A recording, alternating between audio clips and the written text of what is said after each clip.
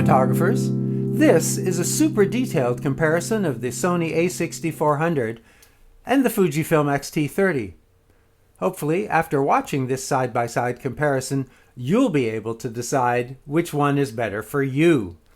This comparison did turn out to be a much larger project than I anticipated, so I've posted it in two parts. This is part 2. Links to part 1, as well as my full reviews of the A6400 and the X-T30 are in the description below. And in the first video, I compared the controls, exposure, and color settings for shooting stills.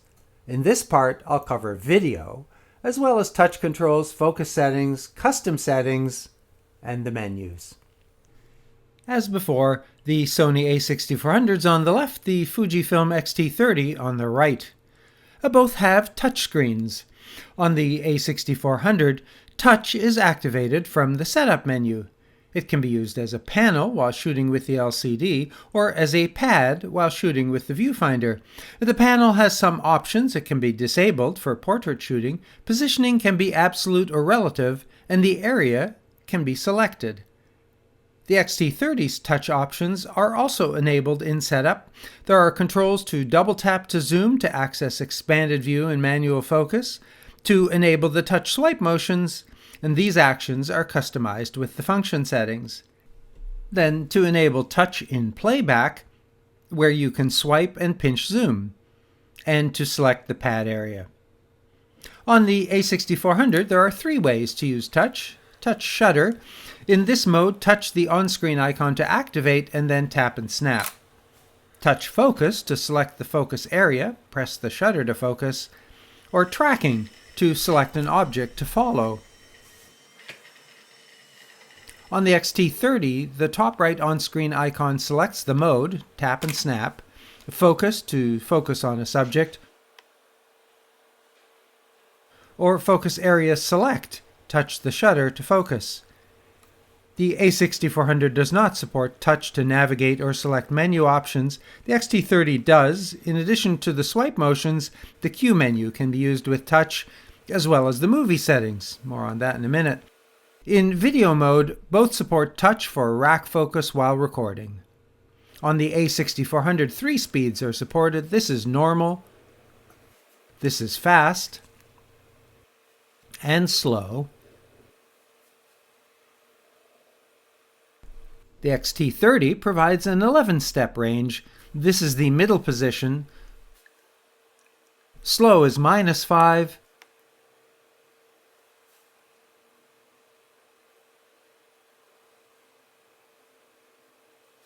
Fast is +5. With the A6400, focus mode is selected from the Fun menu, 5 options including single, manual, and continuous.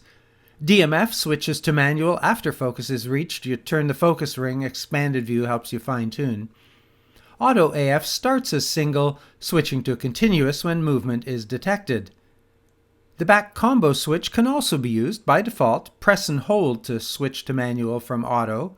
The menu can change the option to toggle instead. The X-T30's focus switch is in front, single, continuous, manual. For the DMF equivalent, turn on AF plus MF. The A6400's focus areas, wide uses all the focus points to select the closest identifiable object. Zone predefines a limited, movable, non-sizable area. Center sets the center as the focus point. 3 sizes of flexible spot, large, medium, and small, all can be moved using the cursor keys, or touch to select the focus point. Small provides a screen covering 17 horizontal by 19 vertical grid. Now, if that's too many choices for you, there's a screen to eliminate those you don't intend to use. There's a menu setting to lock focus spot with the spot meter. There's also a flexible variant which expands as needed, and a tracking version which works like this. This setting is not available in video. The X-T30's focus areas are selected from the menu using the mode setting. Selecting all enables the front control to cycle through all the options. Wide selects the closest identifiable image. 3 sizes of movable zone to limit the focusing area, and 6 sizes of spot, selectable on a 13 horizontal by 9 vertical grid, or use the menu to upscale to a 25 horizontal 17 vertical grid. Here's the A6400 focus speed from infinity to an object in the center. The same on the X-T30. The A6400 with a small object at the extreme edge of the scene. Same on the X-T30. On the A6400, Face Detect is an option to the AF settings. Eye Detect is auto, left, and right. There's an option to display the frame around the face. In single and continuous, when a face is detected, the frame appears. When focus is activated, the eye is detected and displayed. Eye Detect can also be assigned to a button. This works even when Face Detect is off.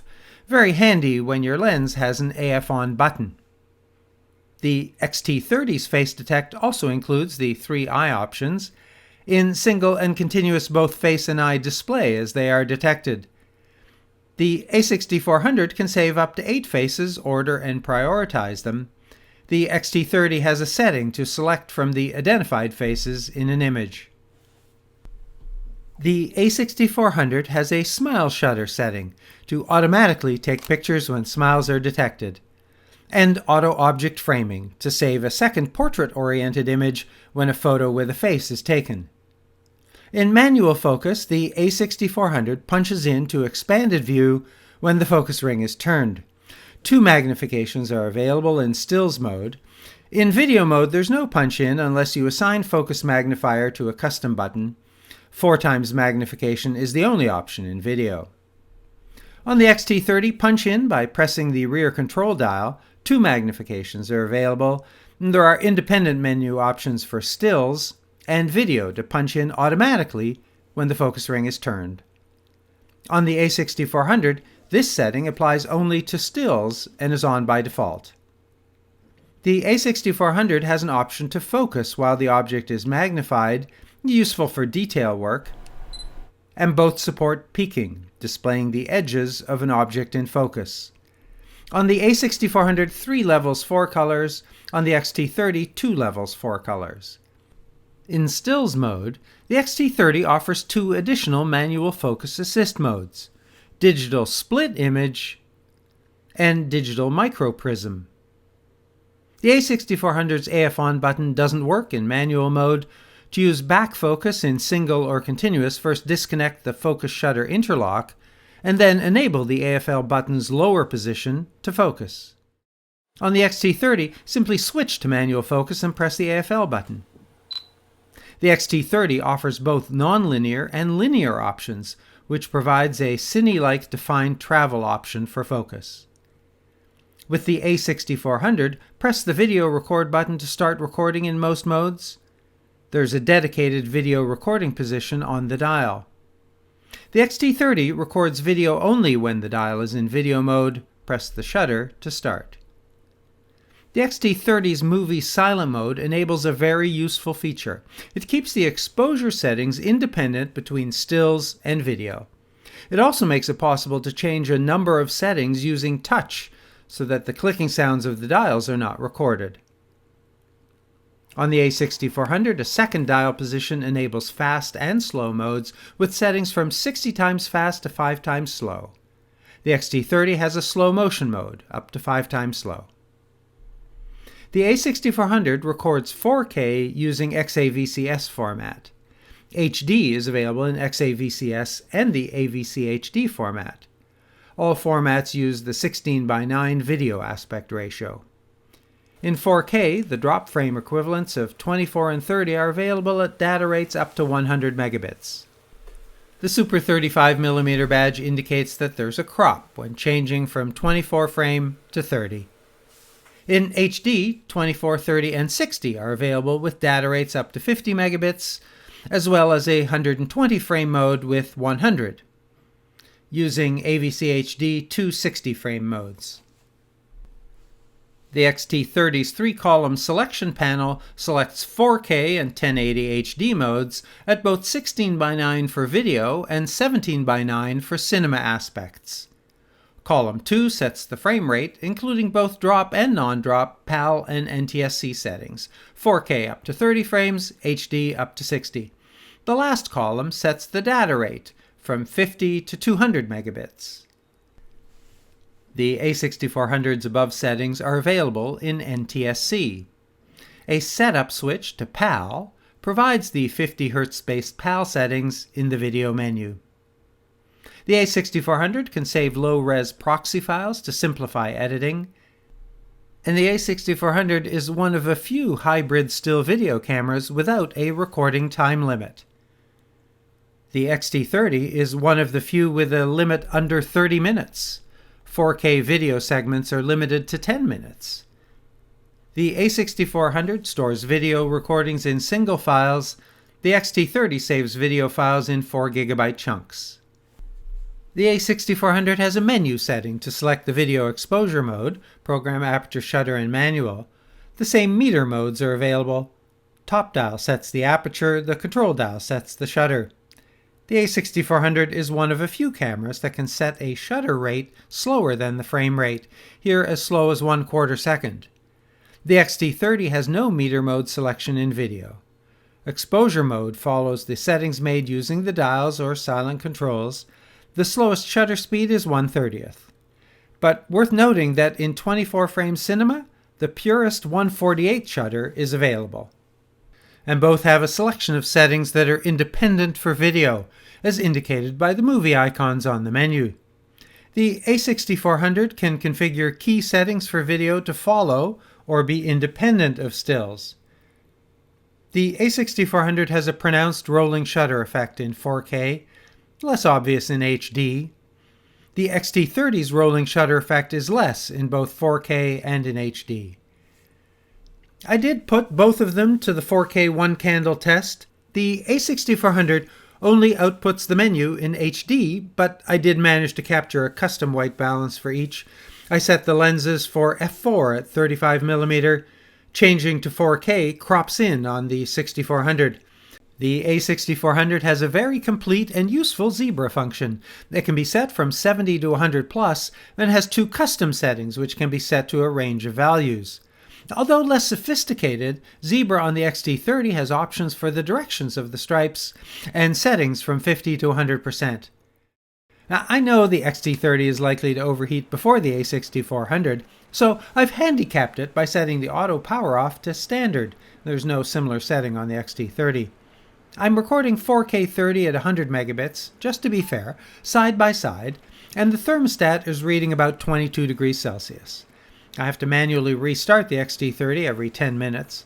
And while recording, I appreciate that Sony provides both elapsed time and remaining time on the card, and the granular battery status out of 100% instead of the X-T30's vague status display. The overheating icon appeared on the X-T30 before 28 minutes were up, and it turned itself off about 5 minutes later, before the overheating icon had even appeared on the Sony. The HDMI output on the X-T30 is simple. It outputs the currently selected video size and frame rate with 10-bit 422 color. Touch is available when an HDMI device is connected, and both LCD and viewfinder display the image. The option to display the menu and overlays remain available in all modes, or select Clean Output. The A6400 has several limitations and exclusions when an HDMI device is connected. The output is 8-bit 422. Touch is not available, neither is Zebra or peaking displayed on the external display. In 4K, the info display is not available on the output. When recording starts, the LCD goes black. In HD, there's no display on the LCD. All HD modes output 1080-60, and a complicated combination of HDMI settings is required for 30 and 24 frame output. Both support timecode and HDMI record control. The A6400 has a specific menu setting for 4K output. The X-T30 has output control for both 4K and HD. The A6400 has an electronic zoom. The clear image setting goes to 2 times, digital zoom to 4 times. The X-T30 is optical only. Both have mic inputs, the A6400 the standard 3.5mm size, the X-T30 the smaller 2.5mm size, so you'll need an adapter for most mics. The A6400 has a single audio control with 30 undefined steps. The X-T30 provides individual controls for internal and external mics and measures audio settings in decibels. Although you'll need a USB-C audio adapter, the X-T30 supports headphones. Both cameras can be powered with USB on the A6400 power icon top right, the X-T30's is bottom right. I've skipped over flash, mostly because it's just not my area of expertise. When the A6400 screen is flipped up, there's a countdown to selfie timer. Sony's monitor brightness settings include a super bright sunny weather setting. And its Gamma Display Assist modifies the display so it doesn't look washed out when using S-Log Gamma.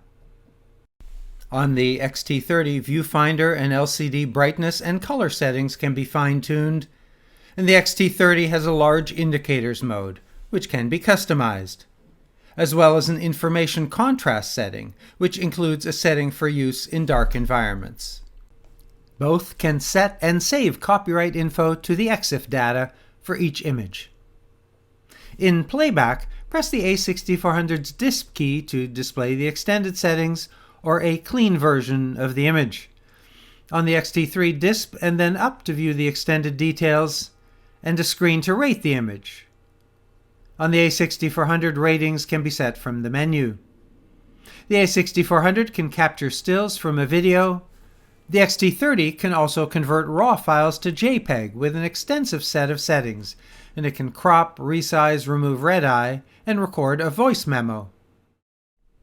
Sony's menu is complicated. Navigation is non-intuitive, and the whole feature set is not well organized.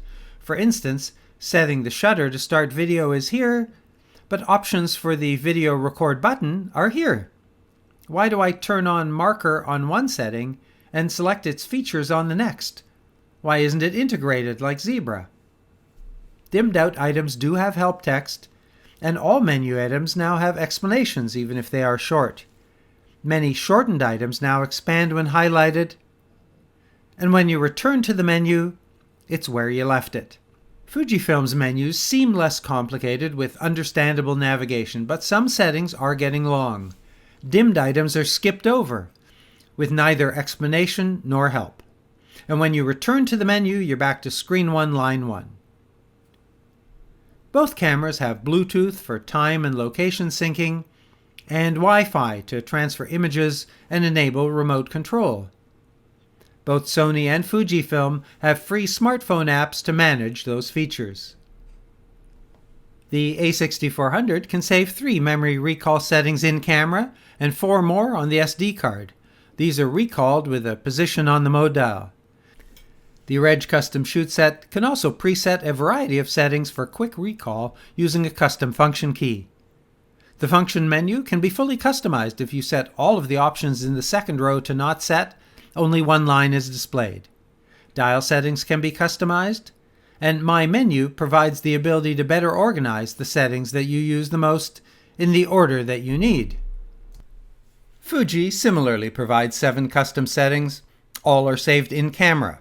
They can be named and then retrieved from the quick menu.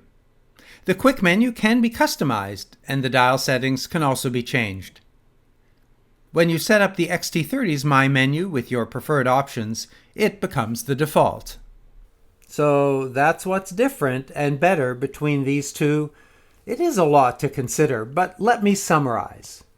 They're pretty evenly matched for all the things that matter. For stills quality, they're separated by tiny details. Focus is excellent. They both offer best-in-class face detect, but only Sony has selectable tracking. You may prefer a mode dial or physical controls. You may prefer film simulations or color controls. For video, Sony's flip screen may make the choice simple for you, or Fujifilm's cinema settings and higher data rate might swing that decision. And each has a few shortcomings you'll have to deal with. Let me know in the comments which you prefer. Please include your reasons and keep it civil. and relevant. And of course, if there's some aspect I've missed, please let me know. I do read and reply to all comments. Thanks so much for watching. Do keep shooting until your memory card's full and your battery is empty. And if this channel and my content pleases you, please say thanks by subscribing.